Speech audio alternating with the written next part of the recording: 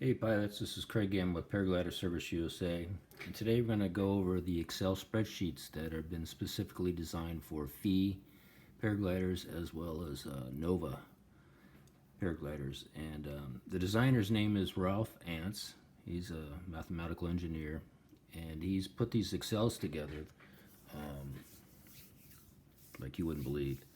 They're made specifically for each model and size and include the line diameters throughout the entire glider for those in each Excel as well, so that when you do select malleable loop changes on the Excel, you don't have to remeasure the glider. It'll be right. And so let me go over that and show you just how this thing works. Let's bring them up. So first thing is, when you download it, the Excel, whether it be from Nova or for PHI, you're gonna it's not going to work unless you unblock it. So let's give you an example here. So I've downloaded it, one, and it's in the my downloads folder here, and there's the file. If I right click on it and go to properties, and then on the general tab, which pops up initially, down at the bottom here, it says this file came from another computer and might be blocked to help protect this computer. So I'll select unblock and then OK. And that way, when I double click and open this, it'll be fine, and it'll operate the macros so that it'll function properly. So let's go ahead and open those. I already have them opened up. Let's see. Let me find this one. Okay, we're gonna go over a simple one. We got 3 different ones here, so bear with me. So here's a Nova one. You want to collect over here. There's 2 flags, German and Britain. So you want to hit the English, because these will a lot of this will here already be in German. So you got to do that, and it'll clear up. It doesn't clear up everything, but for the most part it does. And then you pick the size. In this case, it's a size medium. So this is a Nova Mentor 5 Lite. Put the serial number and then the date of production, and then I'll go ahead and put the client's name, and then I'll select the service. So the service in this case was the 2-year, but you can, there's 1 year, and then of course right here you'll see it says partial check only. If I click partial check only, then I will specify it: porosity, line strength, visual check, NTT, which is Nova trim tuning, and then betsometer, which is sail cloth strength. In this case, I'm doing all those. So I picked the 2-year test. Check. You scroll down next, and the next category is the delivered conditions mullion loops. Oops. Went too far. Okay, right, there we go. And so way Novas come are all DL, double loops. So here's the category: single loop, looks like this; double loop, like so; anchor stitch, like so, which is a girth hitch; and then anchor stitch plus, which is a girth hitch plus a loop. Nova will come with all DL, double loop throughout from the factory, and PHIs will come single loop throughout from factory. But this is where, if this glider in this case has been trim tuned prior to the service that I'm performing on, so I went and incorporated what loops were on the mullions at the time that it arrived, before I started doing any measuring or anything. So these were the loops the ones that are red and white are the changes from before, because the A row would be all beige and the B row would be all yellow and the C row would be all green. But you can see I got the red in there, and those are the changes.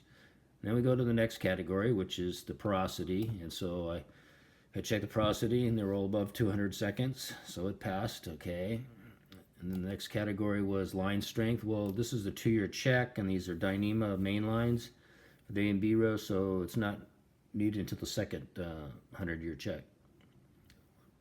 So this one's not necessary, and the system knows that already. And now I go on to the next. So that's passing. Okay, visual check. I've checked everything. Okay, and usually you do them individually. So if I did it like, not okay, not okay.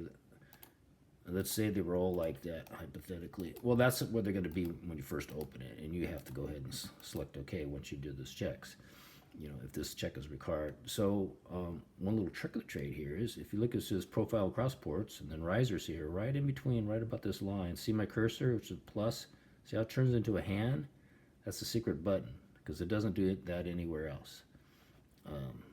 And so right here, see, when it turns into a hand, I click on it, and all of a sudden they all turn to OK.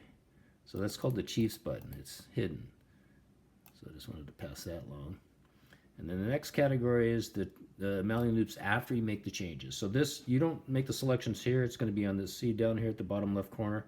There's the 3 different worksheets. The in, which we're on because it's white. And then there's the trim worksheet where you put the laser measurements. And then the evaluation. And on that evaluation sheet worksheet, you're going to make the selections there, and it'll populate over here and give you the deductions accordingly here. And so that's that aspect. And it's saying OK on the trim here because I've already selected the loops. Here's a betzometer test with the cell cloth strength. So I did that check and it passed. Next thing you do is you go to the trim worksheet and you go ahead and you got different options here of how you're going to put in your measurements. You can do manual put where you hit the manual button up here, and what that'll do is allow you to cut and paste. So I'll go ahead and put my cursor in this cell here, which is clicked into cell B2. So this is column B. Let's make this a little bigger for you all. There we go. Ooh, let's make it clearer. There we go. Okay, so cell B2, I'd select that, and then I would just right click and paste after I've copied my measurements from wherever I had them written down. In this case, I did laser input, so I just click that same cell without hitting that manual input, and then I go ahead and just my Bluetooth is connected to my laptop computer, and I'll go ahead and make the measurement, and then I'll just transfer that measurement over, and it'll automatically go down to the next cell, and so on and so forth. So these are the line reference codes, AR1, AR2, so on and so forth for the A row on the right side, and then you just keep putting all your measurements in this B column here to this affiliated line code reference, all the way down to complete the right side and then the left side. So bear with me as I get all the way down here. Still on the right side. Let's make this a little smaller so it goes quicker.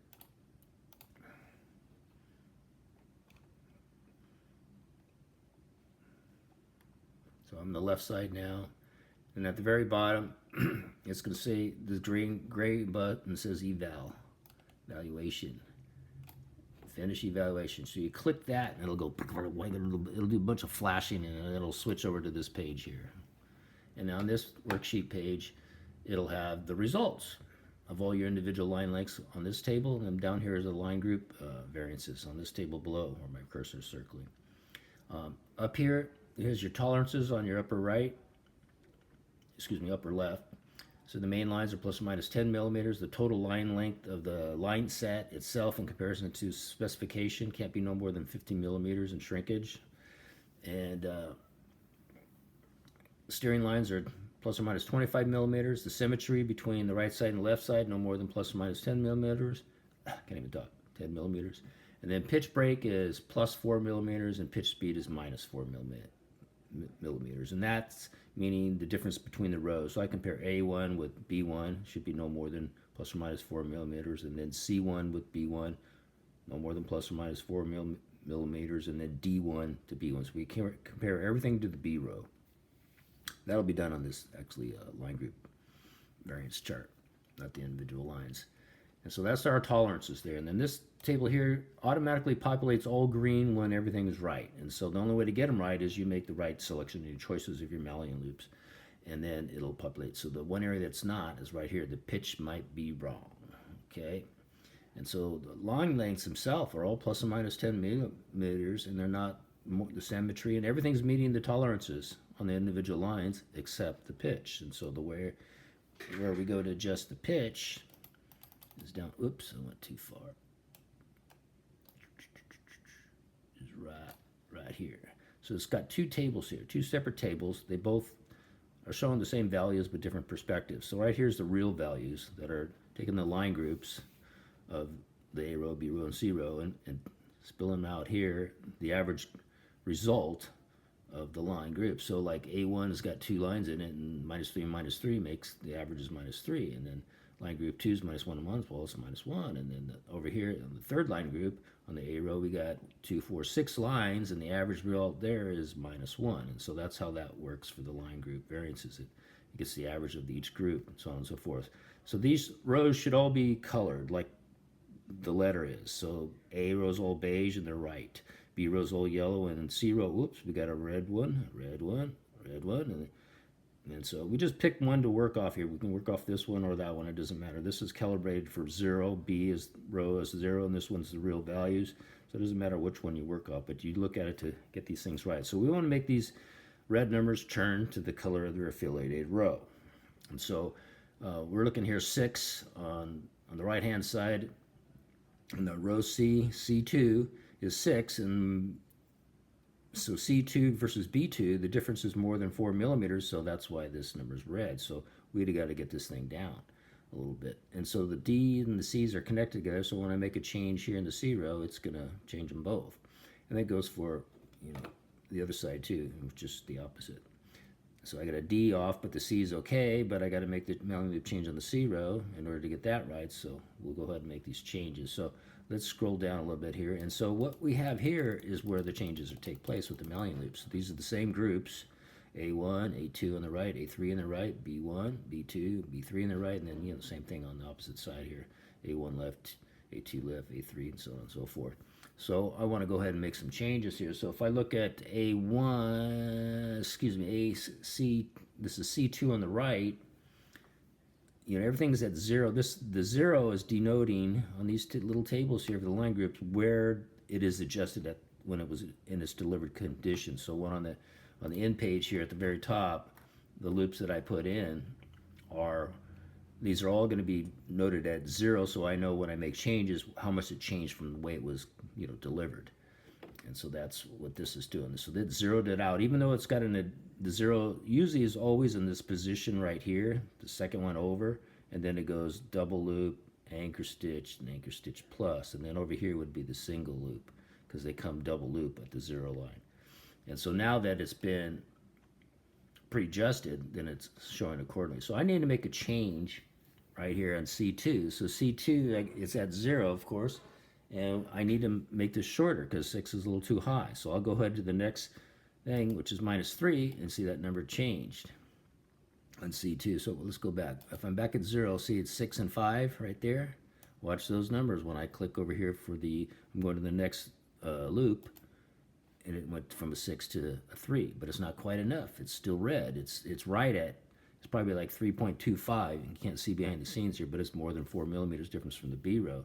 So that wasn't quite enough. So let's go to the next one, 10, -10. Bingo. Well, now it's within 4, but the reason it's showing red is because it's not symmetrical. The opposite side is not right. So I got to fix the same thing on the opposite side. So let's go ahead and go -7 on that side. And we're good on line group C2. So now we got the C row good, all green. Now we got to fix the D's, which are connected. So that means I got to go a little bit more. So on the ones where red. So let's say C3 is at 0, and I need to make that a little bit more. So let's click a little more.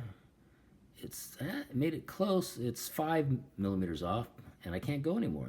I'm at my anchor stitch plus already. Let's see what's on the opposite side to fix this over here. Line group D1, which is connected to the C mailing loop. Let's go there. Okay, that fixed that one. Now let's go to this. Well, it didn't quite give it enough. Let me see, where was it? Oh yeah, it was at, actually it was, excuse me, I'm thinking back, I'm on the left side now. So that one's okay. Let's go over onto C2 on the other side. And it needs minus on the over right here.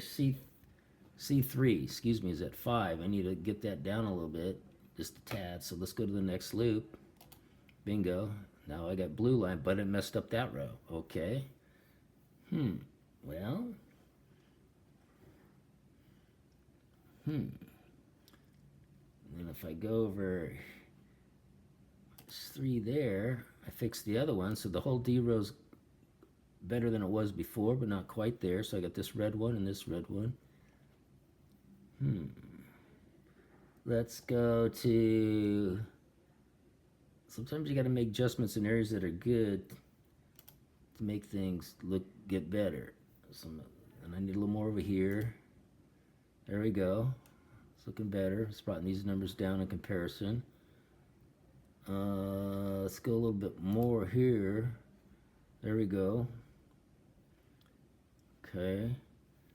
Now let's change the TRP. This is now, if I go down here in the notes and I put equals AQ 28, this is a code, it's going to tell me what the line snap shrunk overall, because this system knows automatically. So I hit that. So again, it's equals AQ 28, enter, and so it's 9.128. So that means it's added 9.1 blah blah blah millimeters to every line measurement to have the right trim.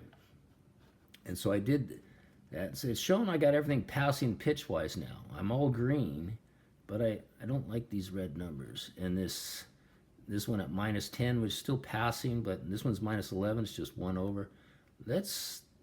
All I got to do is adjust my line set. So let's go up here to the manual TRP, which is the tearing reference point. And let's put a 2 up there. Hit enter. Now drop those all 2. It added 2 to everything. And they were in the -10, -11, so it's no longer. Now we're at minus. Now we got all, all the colors of the rows are right. There's no red in there. Looking good. Okay. Let's see now. So we just still got this number. This -4 on C3 is too much. But if I go back to 0 over here to change it, you see that C-row's right, but the D's not. Well, the D's don't hold as much weight as the C's, so let's leave it at the D row. So that's where we're going to stay. Okay? And we're passing. We got all green up here, and that's what we want. So this is how you fix a glider where it's just Mallet loops only needed. Sometimes you can't fix it with just Mallet loops only, and you'll have to extend some lines by replacing them because they're too short, or line core inserts to shorten up a tad here and there within the mid lines.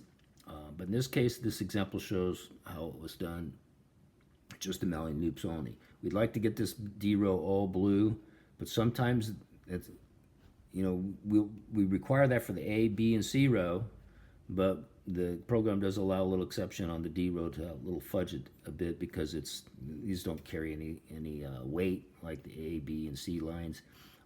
They're just there for stability stakes, and so it allows that factor. On the brake lines over here, it says I need to lengthen both sides 24 millimeters, and then if I put no change, see, this will show the red where there were the problems, okay, on the brake row here, all the brake lines. And so it says I need to lengthen them 24 millimeters on the left and the right, and of course they're asymmetrically off A, so one's going to be 24 and the one's going to be 8 millimeters difference. But here is just showing that, hey, I made that correction, and then it'll give me the passing. But that's how you work the Nova and fee sheet worksheets, Excels. And let's go to an example on one that's a little more complicated. Let's see here. Is it Nova Mentor? Oh, that's still the Nova Mentor 5. Let's go to here, fee 18 date. Oh, here we go. Okay, here's another one. This is a fee Maestro 218. And so this glider was from the factory, his first trim job. So it was all single loops throughout. Nova has all double loops from the factory, and fee's all single loops. It's a size 18, so I select 18, and it populates that, serial number, and so on and so forth. And I've already gone the worksheet. So let's go over the evaluations. So I put my measurements in here. I cut and pasted them on the trim worksheet. And then I hit that evaluation button at the bottom, right there, and it pushed me over to here and shows, hey, I got some red here. And I got a yellow at the pitch. So the length of lines are off and the pitch is off. So you can see the red lines here that are too short, stabilos, and some D lines. And I didn't have this, the TRP here was 0. I made the change, so I put that back to 0, and you can see the difference here. And see I had more lines that were off. I got 8 lines here, and 4 over here, and 4 over here. So what I did is I adjusted the TRP by 7, and that brought them down to only 6 lines instead of 8, which is much better. And then let me see, I got what I did. The changes are already implemented here, so if I go all back, it'll take my changes away, and this is how bad it was initially before I did anything. So I made the reference tearing reference point change to 7, and I have a lot more red here. So what I did is I made some alien changes. So we're looking at this line group variance chart here. We got to get rid of these reds here, and so what I did, I know off the top of my head, I needed to. It's not that those exact ones have to be changed. Sometimes you have to change. You want to get the change everything to get the reds to go away. And so my changes were like it did. I did anchor stitch over here. I did a anchor stitch over here, and I did another anchor stitch over here on the left. So that's A3, B2, and C2. And then on this side, I did similar. I did an anchor stitch, but then I did a double loop here, and then I did an anchor stitch here, and then the C group, I did a double loop on the C1 on the right and double loop on the C1 on the left. Okay, and so I'm down to 1 red number. Okay, everything else is looking good. So I got some short D lines, D1 and D2 on both sides, and then the 2 stabilo lines. So we need to resolve that situation, length of line. So one way we can do this is the tolerance was 10 up here, and I bumped it to 13. A lot of shops do 15, so you're okay up to 15. So I bumped it to 13, and I cleared a couple of them. And I don't really want to go to 15. So the next thing I did was I can stretch, not stretch, but I call it pre-tension these lines to fix them or replace them. Well, the line set, let's see what the line set is as far as total shrinkage. So I did that over here. I did that equals AQ28, like I was telling you, and I hit enter. It's down here. Hit enter, and it's, that's the number that was above it, showing you how I obtained it. It was 45.7. Well, the line set can only be 50 millimeters short. Well, we're already at 45.7. Do we want to charge a customer to replace 6 lines? I don't think so. Let's just do it a creative way here, because in a year they're going to have to replace this line set anyhow. So what we're going to do is we're going to pre-tension these lines, about 7 to 10 kilograms, let it hold 15 seconds, and then